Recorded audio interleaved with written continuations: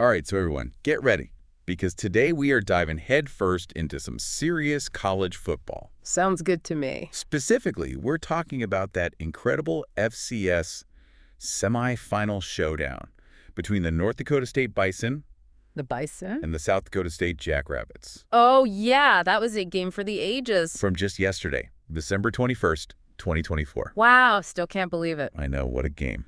To get the full picture, we got a whole mix of stuff to look at. Okay, what kind of stuff? We've got those passionate fan forum posts, both Bisonville and SDSU fans.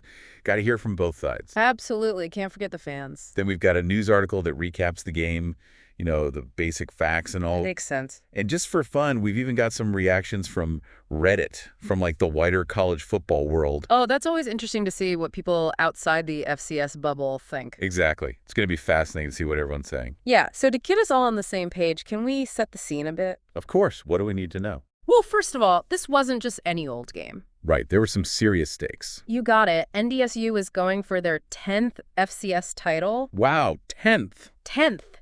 And SDSU, they were the reigning champs aiming for a three-peat. Can you believe it? That's dynasty territory. And to make things even spicier, both teams, along with their in-state rival, South Dakota, they all tied for the Missouri Valley Football Conference title. Oh, wow. So everyone was already coming in with some serious beef. You could say that again. The intensity was through the roof. Okay, so before we get into all the nitty-gritty details, Sure. Can we just clarify something for folks who might not be super familiar with FCS football? Oh, good point. Yeah. What exactly does FCS even mean? Okay, so FCS stands for Football Championship Subdivision. Okay, don't It's roll. basically a division of college football. You know, it's got slightly different rules and a whole separate playoff system from the bigger, more well-known division, Boys. the Football Bowl Subdivision, the FBS. Right, the FBS. Exactly. Thanks for clearing that up. No problem. Okay, so back to the game itself. Let's do it. Big takeaway. NDSU pulled off a 28-21 win. A nail-biter. I know, right?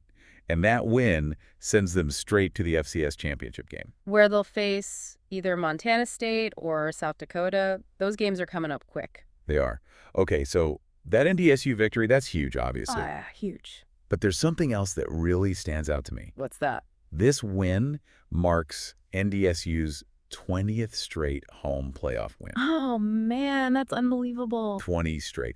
Think about that for a second. That's 2 decades of not losing a single playoff game on their home turf. You have to wonder what it's like for opposing teams to walk into the Fargodome knowing that history. I mean, talk about a mental hurdle. Seriously, it's become like this legendary fortress, a symbol of their dominance. Well, you can't argue with 20 straight wins, that's for sure. Nope, you can't. I bet that home field advantage had Bison fans feeling pretty confident going into this one. Oh, I'm sure they were. Speaking of confidence, can we talk about that amazing game-winning catch by Bryce Lance? Oh, man, what a catch. Seriously.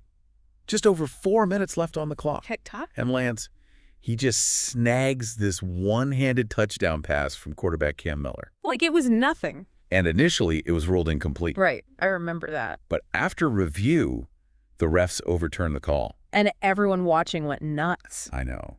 That replay confirmed what I think a lot of people suspected, What's that? that it was a clean catch the whole time. And the fact that it was so close that it needed a review just adds to the drama. Oh, absolutely. It was one of those hold your breath moments. Totally. The tension must have been unreal. Unreal. And you know what? That catch was so spectacular, so unbelievable, that it ended up on ESPN's top 10 plays. No way. Yes.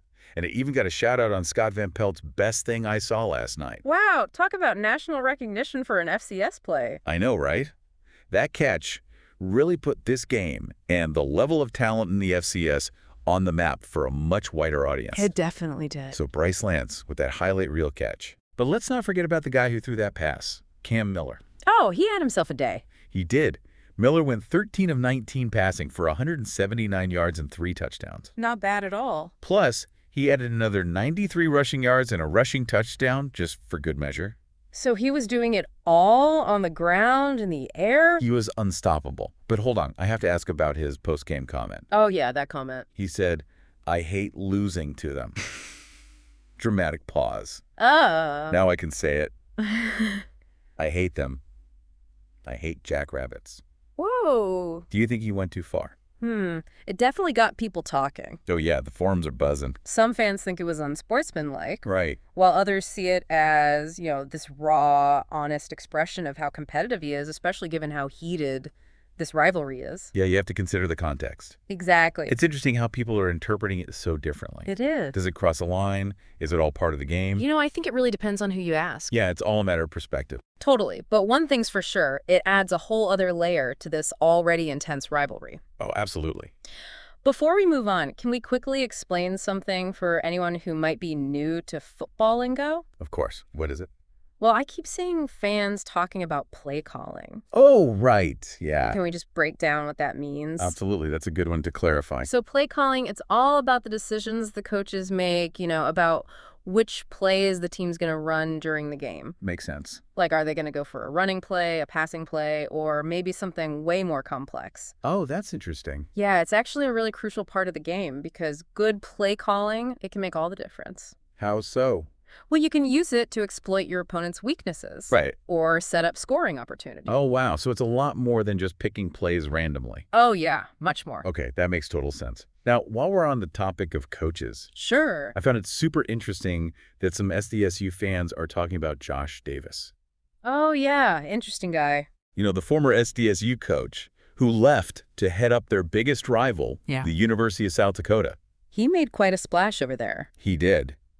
And he's done an amazing job turning that program around. Yeah, he's a talented coach.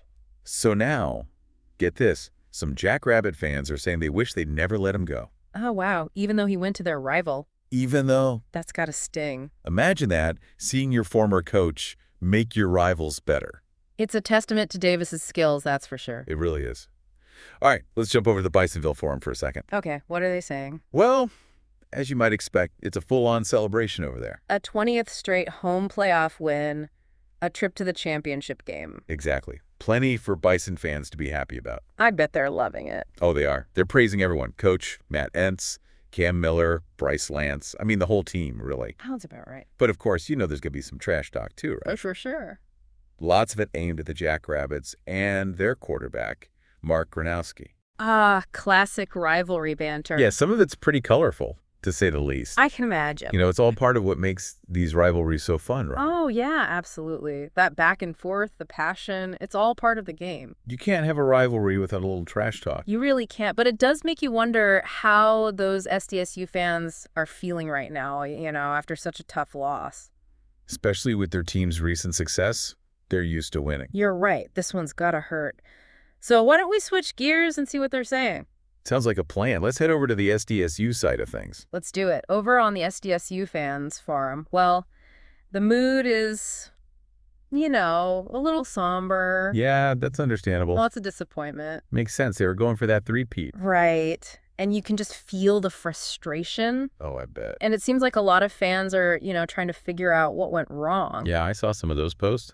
Some are blaming the play calling. They're questioning Coach Stiegelmeier's decisions, at those critical points in the game. Oh, yeah, I saw a few of those. Some are really focused on the fumbles. Those were definitely costly. Oh, yeah, absolutely, those turnovers. And of course, there's always going to be some folks who criticize the quarterback. Right. Mark Gronowski had a tough day. He did. But, even the best quarterbacks. Right, everyone has an off day. Exactly. And in a game like this, those mistakes, they just get amplified. Yeah, the pressure's on. It really is. But interesting, though, how some fans are connecting the loss to Josh Davis leaving. Oh, yeah, I was just thinking about that. Remember, he's the former SDSU coach. Now he's at their arch rival, USD. Right, and he's been killing it over there. He has. So now some Jackrabbit fans are wondering, what if he'd stayed? It's hard not to think about, right? Would they have that extra edge? That's the question, isn't it? Would they have pulled out the win? It's a real what-if scenario. It is. It really makes you think. But hey, let's move on from the forums for a second. Okay, where are we going? Well, remember we've got those Reddit threads too? Oh, yeah, those should be interesting. Yeah, they're from fans all over the country. People who might not usually follow FCS football. Right, so a broader perspective. Exactly. And it's funny. Right. A lot of people are surprised this was an FCS game. Really? Yeah. They're like, this is FCS, the level of play, the intensity, all the drama. I mean, it was a great game. It was. People are saying it was more exciting than some of the lower tier bowl games, the FBS ones. Wow, that's saying something. It is. It really shows you just how good the football is in the FCS. And it brings up that bigger conversation, the one that keeps coming up. About NDSU and SDSU moving up to the FBS. Exactly. Should they make the jump? It's a debate that's been going on forever, it seems. Well, both programs are clearly talented. Oh, yeah, no doubt. Look at NDSU. They're consistently dominant in the FCS. And SDSU, they've been on a roll lately, too. So the argument is they could compete at that higher level. Right, and they'd get more exposure, more resources, maybe even a chance to play on an even bigger stage.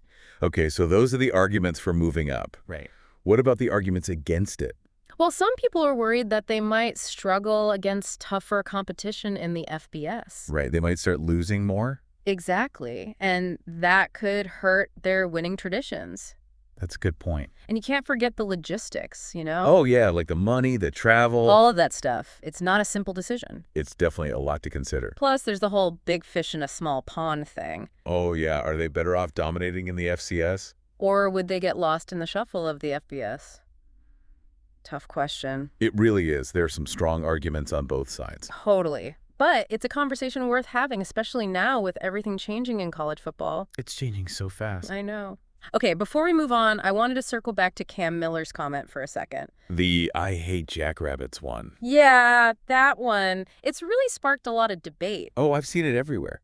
Not just among fans, but in the media, too. So what are people saying? Well, it's kind of all over the place. How so? Some are really coming down hard on him, saying it was totally unsportsmanlike. Yeah, I saw a few articles like that. And then you have others defending him, saying, hey, it's just raw emotion, it's a rivalry game, I can see that side of it, too. And then some people are looking at it more analytically. Well, yeah, like putting it in context. Right, like thinking about the history of this rivalry, how intense the game was, and, Miller's own journey as a player. It's amazing how much one comment can reveal about all these bigger issues. It really is. Like sportsmanship. Trash talk. Emotions in sports. It's all connected. And it makes you think about that line between rivalry banter and just being disrespectful. Where's that line, right? And who gets to decide? Good question. It's a complex issue, that's for sure. It is, but, it's a conversation worth having, especially when we think about the impact words can have. Yeah, both on the field and off. Exactly. But I think this whole thing also shows us why rivalries are so compelling. What do you mean? Well, think about it. The passion, the intensity, all those emotions. Right. It's not just about the game itself. Exactly. Rivalries are about history, tradition, community.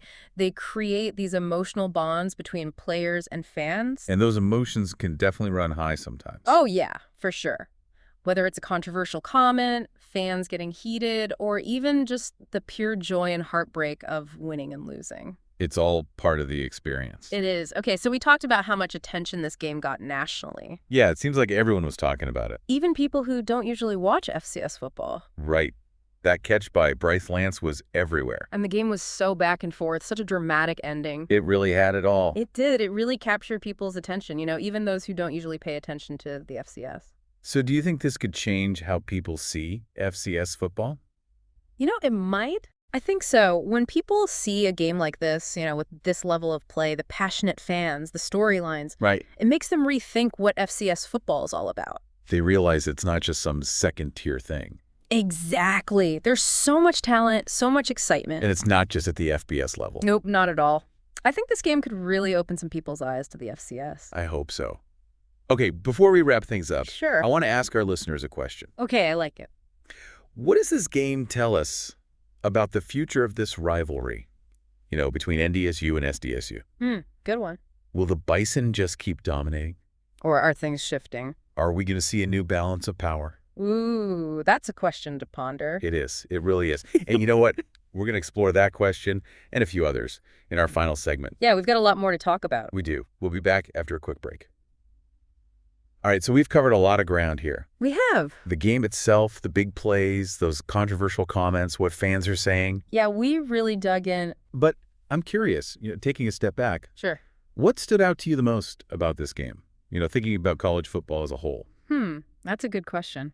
It's a big one, I know. It is. It is. I think what's really interesting is how this one game, this NDSU-SDSU matchup, Right. it kind of reflects some of the bigger trends we're seeing across college football right now. Oh, interesting. Like what? Well, we talked about conference realignment earlier. Right. Teams switching conferences, trying to find better opportunities. Exactly. And remember that comment on Reddit, the one suggesting NDSU and SDSU for the new Pac-12? Oh, yeah.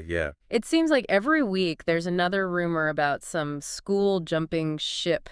It's crazy. It is. And this game, with all the attention it got, people talking about them moving up to the FBS, Right. it just feeds into that whole discussion. Makes you wonder what happens to the FCS if their top teams keep leaving. Exactly. What does the future hold for this subdivision? Yeah, it's a big question. It is. And it's not just about conference realignment either. What else? This game also shows how things are becoming more even in college football. More parity, right? Exactly.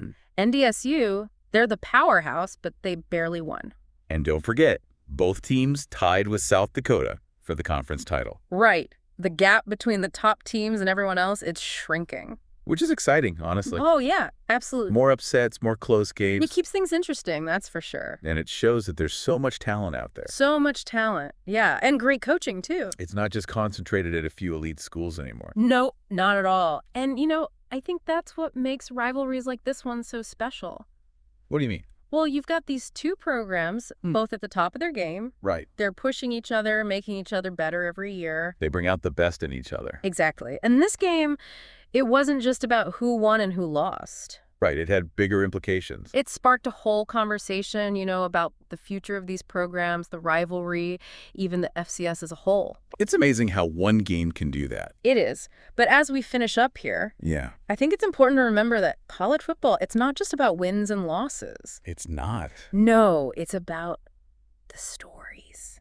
Oh, I like that. The stories of the players, the coaches, the fans. Yeah, their journeys. Exactly. Stories of triumph and heartbreak, perseverance, resilience, passion, dedication. It's all there. It is. Those are the stories that make college football so unique, so captivating. Couldn't have said it better myself.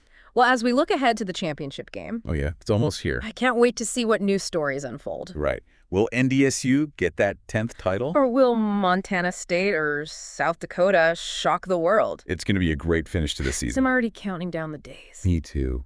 Yeah. And all our listeners out there, thanks for joining us on this deep dive into one of the best FCS games we've seen in a while. It was a good one. We covered a lot, from that amazing catch to what this all means for college football going forward. We really went deep. But the most important thing. The stories. Exactly. We explored the passion, the rivalries, the human side of it all. Because that's what makes this sport so special. It really is. So keep those conversations going, everyone. And be sure to tune in next time for more insights and discussions about the crazy world of college football.